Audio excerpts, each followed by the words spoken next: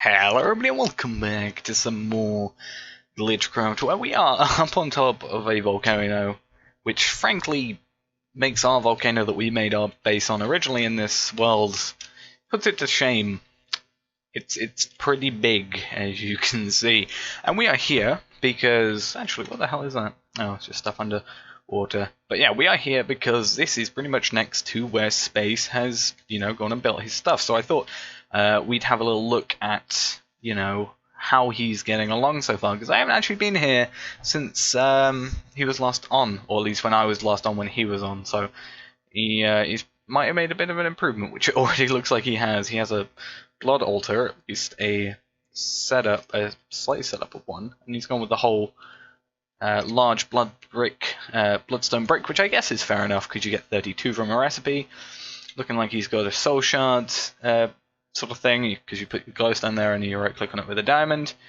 Got what I thought was some weird sugarcane. I guess it's just in a different biome. I think this is a roofed forest. I am correct on that assumption. Food, and really what I wanted to mainly see is his building, because Space is a good builder, at least in my opinion. Is this sludge? Yeah, it is. Yay, is that wither effect? I can't tell. Yeah, it is. But he has a lot better way of building than I do. So it's always nice to see his designs. I like that, actually. Let's wait for the nausea to go away. I do like that, the pattern chest in the ceiling, because it looks nice and also it's functional. Yes, that's fair enough. And obviously a lot of this is going to be dark oak, the chests as well, because he lived in a roofed forest, so kind of fair enough, and I can't like berate him for that fact. Started on Thorncraft apparently. Got a dark oak bookshelf, which I didn't even know was a thing, and looks very nice. And some glass panes, which is nice. But I actually came over here just to see this, and then on the way over here, getting ready to record, I actually realized something about our plan from last episode. Now, the point of last episode was talking about the preparations for our spawner area. Basically, I kind of realized.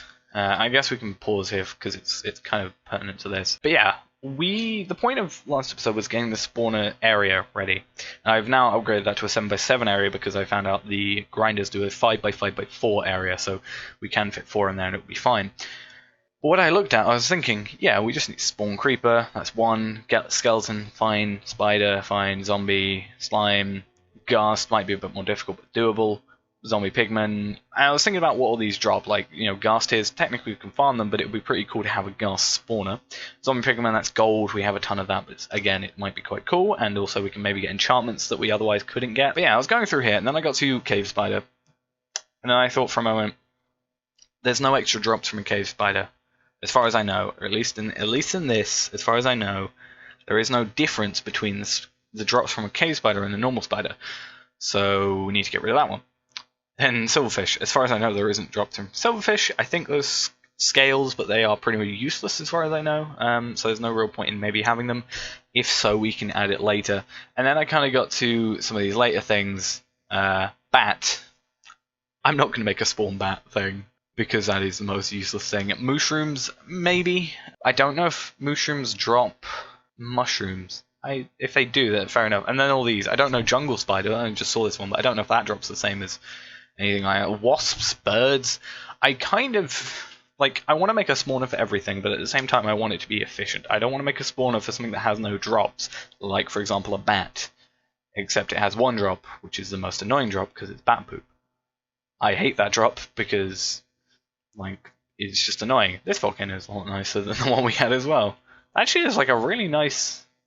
I'm going to keep that in mind if I ever come back for anything, because that's quite a nice flat area. Just these areas in general are quite nice flat areas. But yeah, we can't just go, this is the amount of spawn eggs, and this is, how we're going to do things. So, yeah, going to be interesting there. And I just realized something. You might have seen a cut. I have just realized, because I did the Town of Salem video before this, that I was recording at 30 frames per second. Yay! So hopefully that last bit of footage, 6 minutes, doesn't look too bad. Oh yeah, laser drills. That's going to be a thing. Actually, come to think of it, is there a pink slime spawn egg, for example? Pink slime. I don't think there is. No, because they spawn from the pink slime bucket, so we are going to have to look out for mobs like that as well. And that actually would be a pretty cool one to get first. If we go for a pink slime spawner soul cage, like tier 5 pink slime soul cage, that would be pretty cool. I think that's what we'll do then. I was trying to think of which mob would be the best starter mob for me to be like, I guess I'm going to have to get pig first, but I was wondering what the first, and it doesn't look like he has changed anything. But I was trying to think, what's the first mob that we want to, like, as home, that we want to, you know, make a big spawner for. And it's going to have to be pig first, but I think we're just going to capture that in the safari net and throw it in a auto spawner because that'll be easy. And when I did the Crimson Guard guys, I got like a bedrockium drum full of essence, so it's going to be easy as all hell to do that in terms of the essence, and the powers, we've got infinite of that pretty much as well. So this is center. We want the auto spawner to go there. That's where the spawner would be in any other case. I also realize we need a second tesseract, and then we're also going to need a drum. 2 drums, rather. We'll use this essence one, I guess, because this is going to have both. It's going to use both. What am I trying to say? Basically, it's going to use or make. Was it? Is it just meat?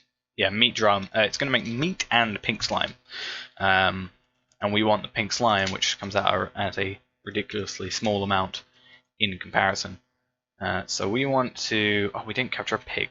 So we need to find a pig, which is probably harder than it sounds. We just need to find a pig. There's a pig. Hey, pig. Hey, pig. Hey, there we go. And then slowly but surely, these guys are going to get... You know, this is going to fill up. Once it gets to 1 bucket, we'll be able to make a pink slime. Alright, so I've done everything I said I was going to do. Taken out the pig safari net because we have over 1,000. I have an extra safari net now, and we have a bucket and a soul shard ready for all this.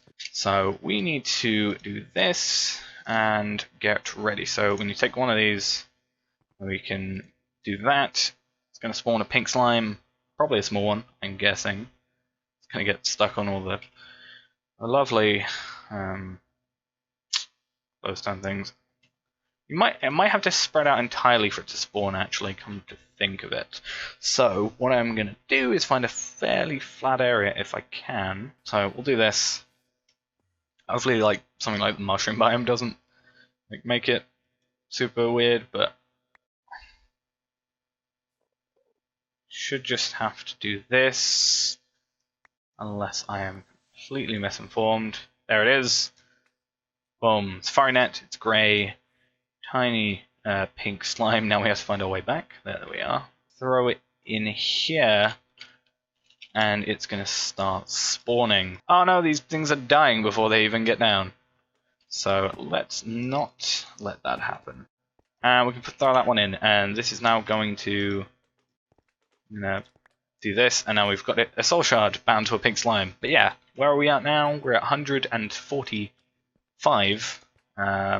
So what I'm going to do is I'm going to pause now, and then we can come back when I potentially have a tier 5 one of these. Already, I guess, basically a 10th of the way there. Right, as you can see, there's a lot down there. I haven't actually been killing them for a bit.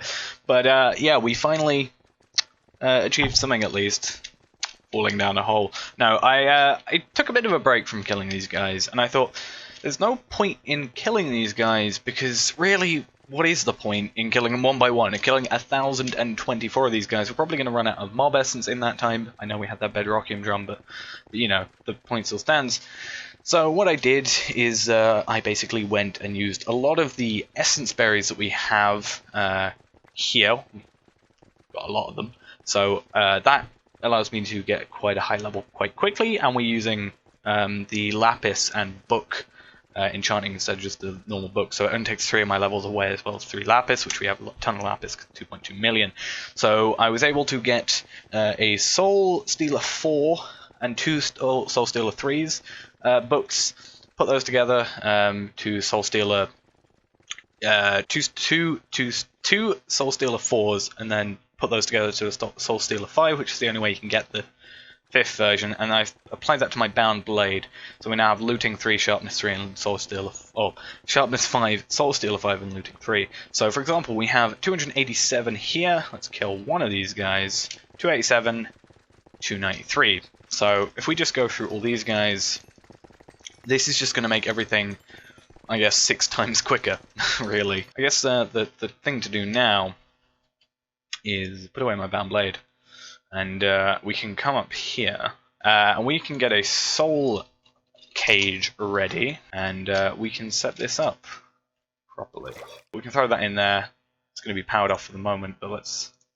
Oh, there we go. So now this should drop us quite a few. Some are going to die because I think that's just how it goes. What I'm probably going to do is... a system I used to do, which is instead of just having, well, a system I did with the other types of spawners that require, like, you know, isn't just this and it requires a bit more circuitry. Normally I would have a lever here, a piston here, or a sticky piston connected to a redstone block which would push down, and when it's switched on, the redstone block pushes down onto the spawner and powers it off. We could probably do that now. We have the slime balls, funnily enough.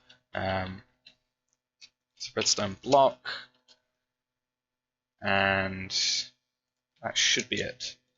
So let's get all that, and that. I don't know if this actually gives me the soul. Yeah, it does give me the soul shard back, which is quite nice.